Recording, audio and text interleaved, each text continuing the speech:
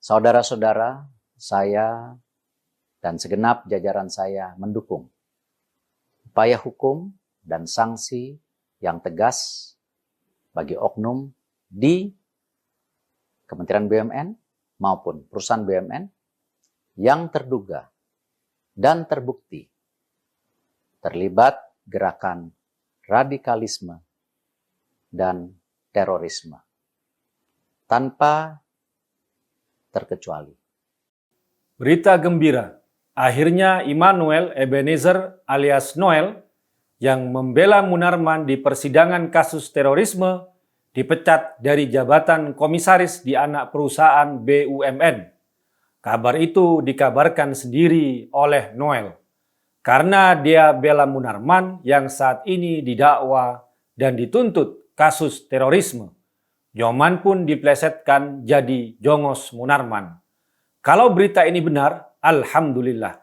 Jangan beri ruang bagi teroris dan pendukung terorisme. Fatwa itu pendapat. Fatwa bisa didebat. Fatwa tidak mengikat. Fatwa itu opini, tidak suci, meniscayakan toleransi. Dan sebaik-baik fatwa, suara hati nurani. Inilah Fatwa Guntur Romli. Assalamualaikum warahmatullahi wabarakatuh. Salam sejahtera untuk kita semua. Shalom, shalom aleichem, om swastiastu, namo buddhaya, rahayu, salam Nusantara. Immanuel Ebenezer alias Noel, komisaris di perusahaan BUMN akhirnya dipecat. Pemecatan itu dikabarkan sendiri oleh Noel. Katanya dia tidak tahu sebab pemecatan itu. Kemudian berusaha mencari kambing hitam. Ada dendam di lingkaran Jokowi terhadap saya, katanya yang bikin kita ketawa. Ngetawain kebodohannya yang masih mau melempar kesalahan pada orang lain dan tidak mau mengakui kesalahan dia sendiri. Apakah sebelum Noel membela Munarman ada yang mengusik dia? Tidak ada. Apakah ada yang protes kelayakan dia jadi komisaris di BUMN? Tidak ada. Apakah ada yang bertanya apa yang sudah dia kerjakan di perusahaan BUMN itu? Tidak ada. Dan semua bersikap masa bodoh. Tidak ada yang mengusik dia. Meskipun kita geli melihat tingkah pola Noel yang bolak-balik buat laporan polisi untuk melaporkan pihak-pihak yang dianggap menyerang Jokowi. Noel tidak tampil sebagai relawan Jokowi yang kesatria dan cerdas, menangkal pihak-pihak yang disebut lawan Jokowi dengan adu data, adu debat, dan adu argumentasi, tapi malah jualan laporan polisi.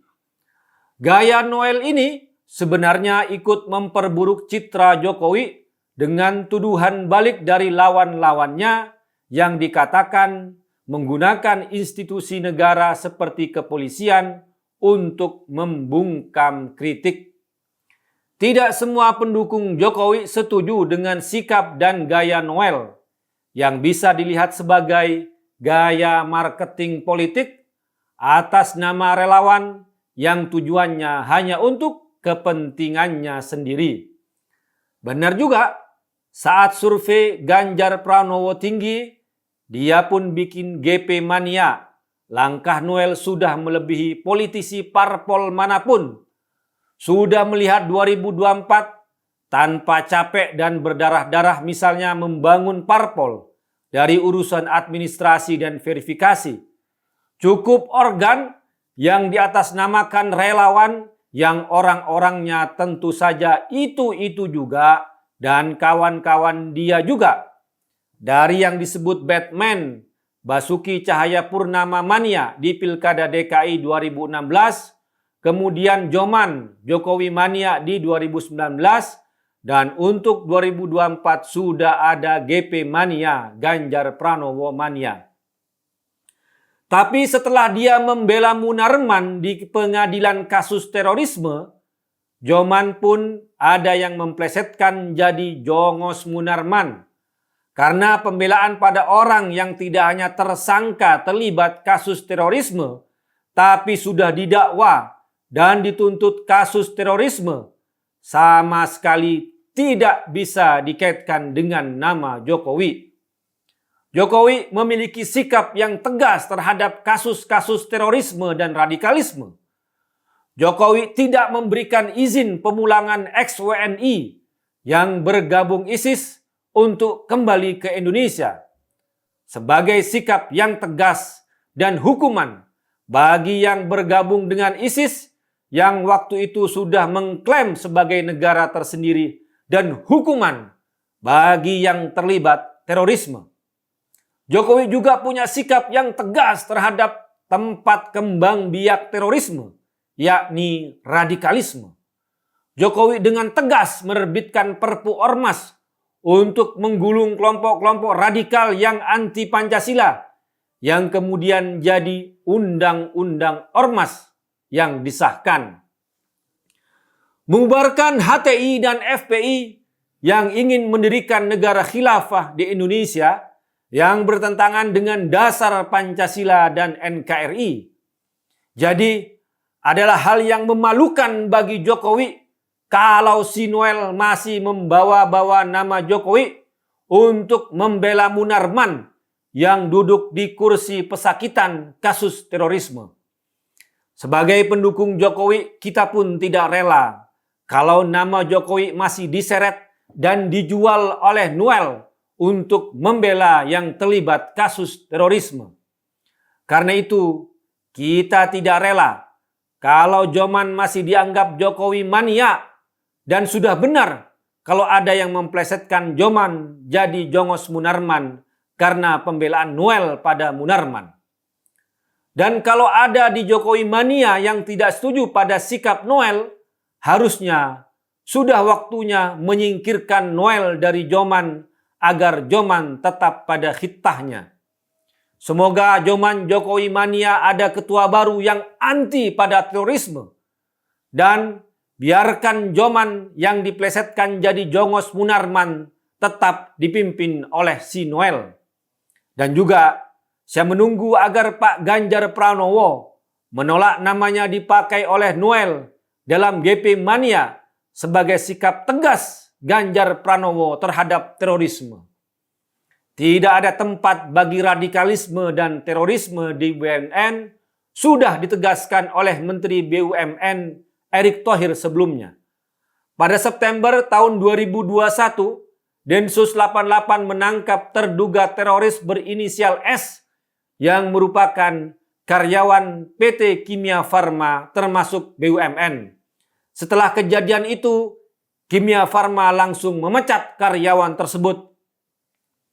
Kami pastikan bersama-sama tidak ada tempat bagi terorisme di tubuh BUMN, kata Erick Thohir waktu itu.